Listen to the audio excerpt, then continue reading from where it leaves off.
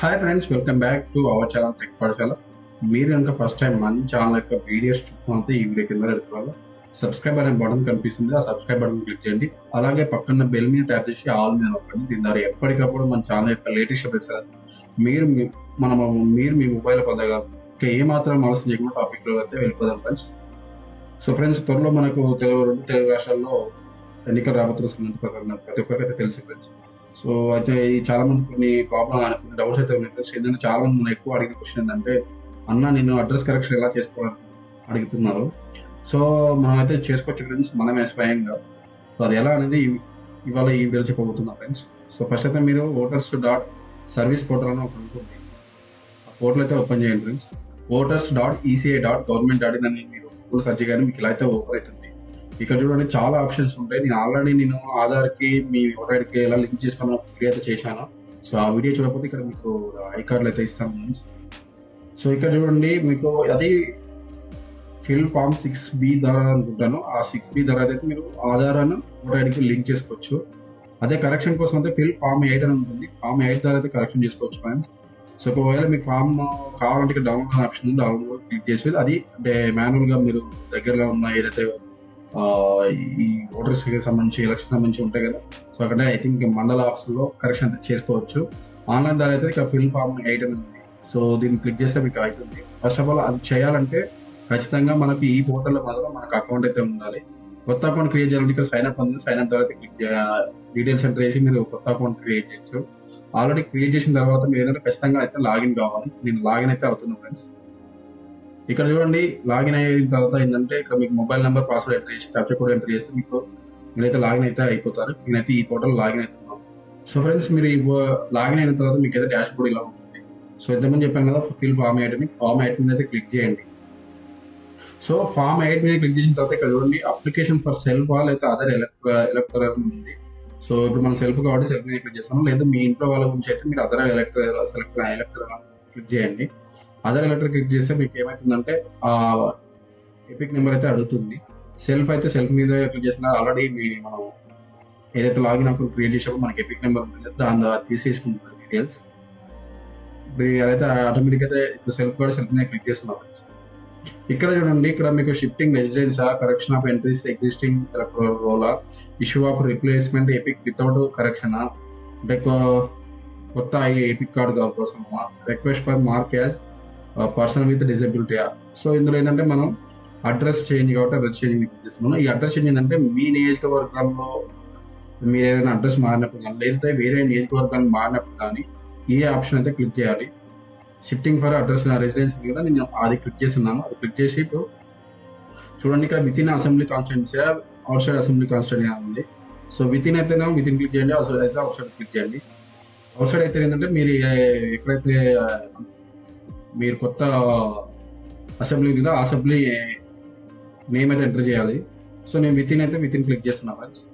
తర్వాత క్లిక్ చేసిన తర్వాత ఓకే ఉంది కదా, ఓకే ఆప్షన్ మీద అయితే క్లిక్ చేయండి. నేను ఓకే ఆప్షన్ మీద క్లిక్ చేశాను. సో ఇది ఇక్కడ చూడండి, ఇక్కడ నా డీటెయిల్స్ తీసుకుంది. ఆటోమేటిక్గా నా యొక్క డిస్ట్రిక్ట్ తీసేసుకుంది. నా నేమ్ ఆఫ్ అసెంబ్లీ కాన్స్టిట్యున్సీ ఉంది కదా, అసెంబ్లీ కాన్స్టిట్యూన్సీ కూడా తీసుకుంది.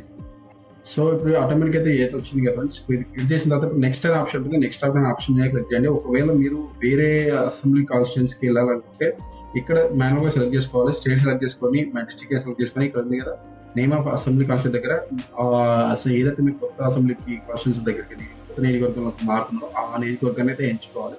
ఎంచుకున్న తర్వాత ఇక్కడ సేమ్ నెక్స్ట్ అనే ఆప్షన్ ఉంటుంది. నెక్స్ట్ ఆప్షన్ క్లిక్ చేయండి. నేను క్లిక్ చేస్తున్నాను.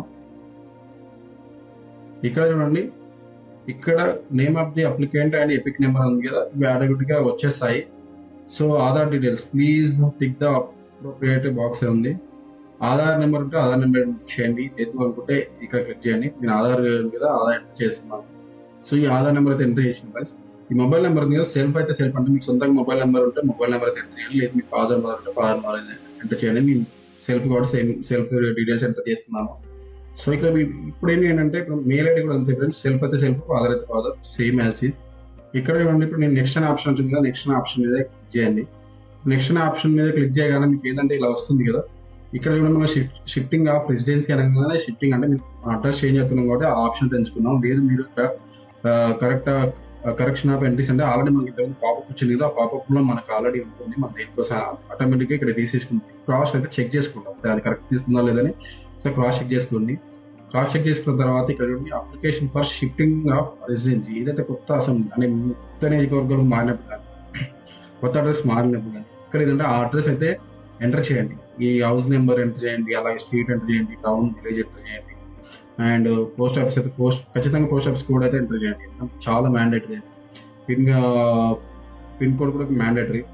మండలం ఏదైతే మండలం ఎంటర్ చేయండి, state, district. So district within district అయితే వితిన్ డిస్టిక్ ఎంచుకోండి. సో నేనైతే ఇది ఫిల్ చేశాను. ఇక్కడ చూడండి, ఇక్కడ డాక్యుమెంట్ నేమ్. అసలు మీరు దీనికి సంబంధించి ప్రూఫ్ ఆఫ్ ఏం పెడుతున్నారు. సపోజ్ కరెంట్ బిల్లు ఉందనుకోండి, కరెంట్ బిల్ అయితే గ్యాస్ కనెక్షన్ బిల్. సో ఇవన్నీ తీసుకోండి. కాకపోతే అట్లీస్ట్ 1 year అయితే ఖచ్చితంగా ఉండాలి. లాస్ట్ 1 year ఏదైనా పనికి వస్తుంది. ఇప్పుడు సపోజ్ ఈ ప్రజెంట్ ఆగస్ట్ కదా, లాస్ట్ మేబీ 1 year నుంచి ఆ డేటా ఉంటుంది. మోస్ట్లీ లాస్ట్ ఇయర్ బిల్ అంటే కరెంట్ బిల్ ఉంటే ఆ కరెంట్ బిల్ తీసుకొని ఫోటో తీసుకొని ఇక్కడ అప్లోడ్ చేయండి. ఇక్కడ అది మ్యాక్సిమం 2 MB లోపు అయితే ఉండాలి. ఇది అప్లోడ్ చేసిన తర్వాత ఇక్కడ నెక్స్ట్ ఉంది కదా, నెక్స్ట్ అనే ఆప్షన్ క్లిక్ చేయండి. ఇక్కడ ప్లేస్ ఉంది కదా, ప్లేస్ వచ్చేసి మీ మండలం ఉంటుంది కదా, మండలం ఎంటర్ చేసి డేట్ ఉంది కదా అమెరికా తీసేసుకోండి.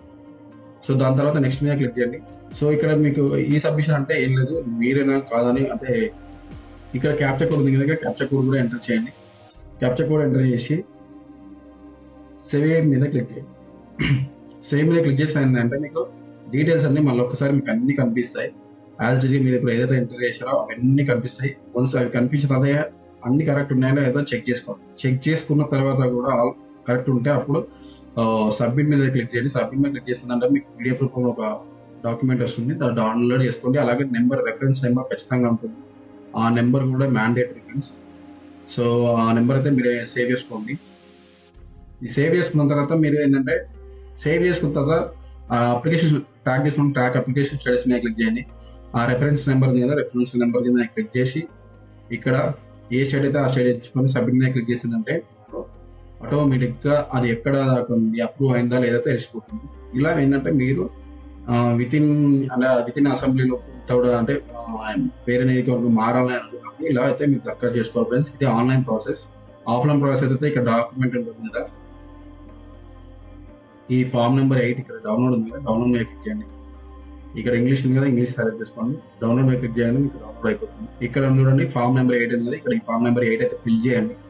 ఫిల్ చేసి మీ మండలంలో ఖచ్చితంగా ఇప్పుడు ఎలక్షన్ టైం కాబట్టి ఖచ్చితంగా ఓటుకు సంబంధించి ఒక కౌంటర్ అయితే ఉంటుంది. ఆ కౌంటర్లో ఈ సబ్మిట్ చేయండి. ఫిల్ చేసి దానికి సంబంధించి డాక్యుమెంట్స్ కూడా అప్రోప్రియేట్గా ఇవ్వండి. సో మాన్యువల్ అయితే ఇలా చేసుకోవచ్చు, ఆన్లైన్ అయితే ఇలా ఇంతకుముందు చెప్పిన ప్రాసెస్ విధంగా అయితే చేసుకోవచ్చు.